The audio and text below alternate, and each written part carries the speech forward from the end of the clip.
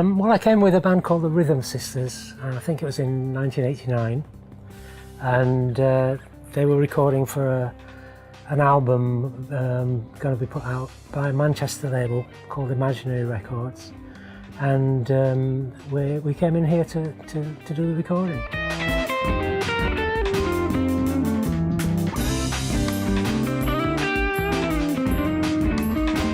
Yeah, they were both local bands from Selby, and I'd got involved helping some of them out with different things, and we came here again and continued the process.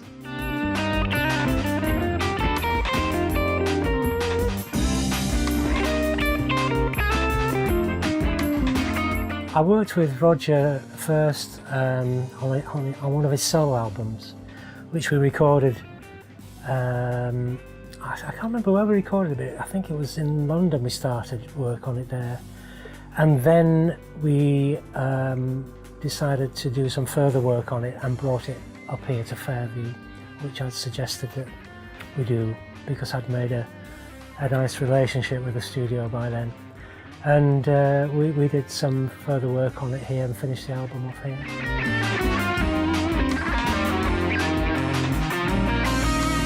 That was basically a group that was put together first off to back Roger in a live situation, but it proved quite interesting, the combination of people, and we decided, well, the record company decided they'd put us together as a group, call it Channel Light Vessel, and we went to a studio in Bath, Peter Gabriel's studio, to start recording the album, but it didn't go too well, and the A&R guy from the record company wasn't convinced that it was the best we could do, and I suggested again bringing the tapes up to Fairview and working on some vocal parts and things and adding to what we'd started out in Bath, and we completed the album here and it worked out fine. You know, it ended up being a very good album.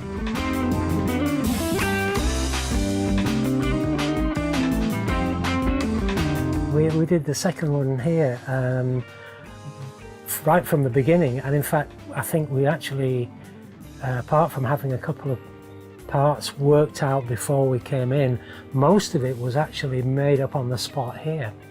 And we worked quite quickly, you know, and we'd go off and write lyrics overnight and come back in the next day and put the vocals on, and it was quite a quick process.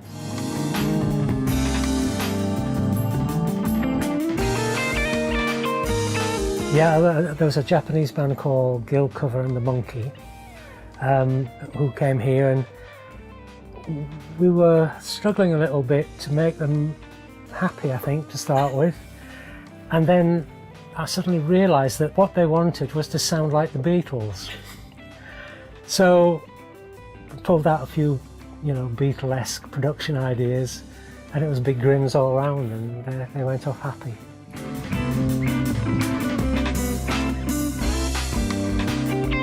Well, that was a strange one, because it was a band from Russia called Nautilus Pompilius, but the band didn't actually come here to Fairview. It was just the singer and his lyricist, and the idea was that I would put all the instrumentation together on the album, and Slava would sing on it, and I got demo tapes of the songs that he wanted to do, and to be quite honest, they sounded like Russian beer drinking songs. You could imagine them in a beer garden somewhere in Germany almost, you know. And I desperately had to think of a way to modernise it and make it sound more contemporary. So we did a whole new arrangement of everything. Again, working mostly song by song here in the studio, rather than preparing too much elsewhere. And that worked out really well too. You know, it was a good album, I think.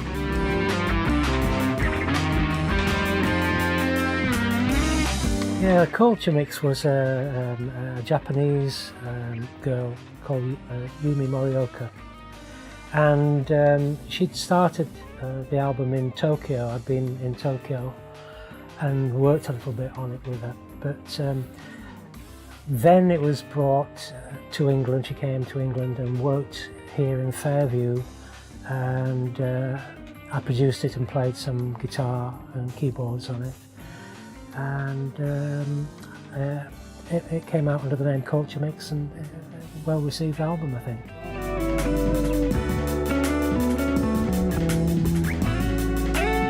Crimsworth was an interesting album because it was basically the soundtrack for an art installation by a man called, I think, Rob Ward, and he'd made a room which he filled with water. The floor was filled with a black oily water that reflected the walls and lights from the walls, and he painted the walls in abstract patterns, and there was a platform that went out to the centre of this room, and each person viewing the piece went in one at a time, walked onto the centre of this platform, being surrounded by this liquid with the walls painted and the lights, and my music was playing from speakers on four corners. And we did all that here, including two versions of it, one which had the basic part slowed down, and then one with it sped up, and so that they sounded almost like two different pieces, but were an identical piece, really. And then I did Practically Wired, which was a guitar album. It was a kind of a tribute to my past guitar playing heroes and things. And that I came in with nothing worked out, and wrote the whole album and recorded it here. I think we did it in about 10 days or something.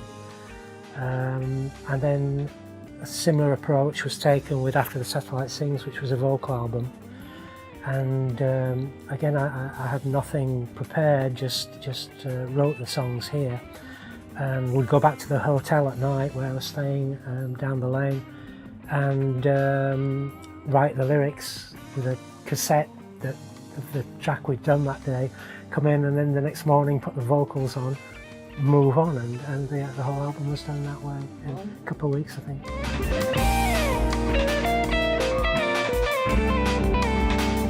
Yeah, well, I always like to, get them mastered in another place, another space to the one that I'm recording, and it's worked out very well mastering here. I get a really nice finish and polish on the tracks by mastering here. Well, it's what you always used to do, wouldn't you? You take it to a cutting room. That's right. Get another pair of ears and another set of speakers. Yeah. Well, that's excellent, Bill. Thank you very much. That's all right.